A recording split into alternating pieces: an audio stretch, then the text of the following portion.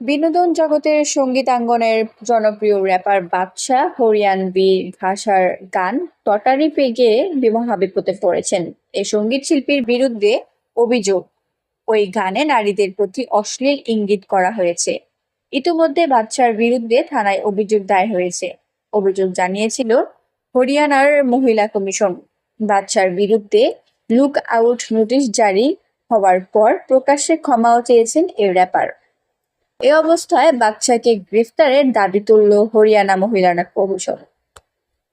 প্রকাশ্যে ক্ষমা চাইলেও থানায় এসে হাজিরা দেননি বাদশা, যে কারণে গায়কের গ্রেফতারি নিয়ে মহিলা কমিশনের সভাপতি রেনু ভাটিয়া। তবে পুলিশের তরফে জানানো হয়েছে বাদশার পাসপোর্ট বাজেয়াপ্ত করা হয়েছে, তাই দেশ ছেড়ে যাওয়ার কোনো সুযোগ নেই তার। বাদশাকে গ্রেফতারের দাবি প্রসঙ্গে রেনু ভাটিয়া বলেন, আমরা আর্জি জানিয়েছি, বাদশাকে যেভাবেই হোক গ্রেফতার করতে হবে। মহিলা কমিশনের সভাপতি বলেন, যে গানে হরিয়ানার মেয়েদের অপমান করা হয়েছে, যে এমন করেছে তাকে অবিলম্বে গ্রেফতার করতে হবে। 13 মার্চের আগে মহিলা কমিশনে হাজির হতে বলা হয়েছিল, কিন্তু তিনি হাজির হননি। এফআইআরও দায়ের করা হয়েছে।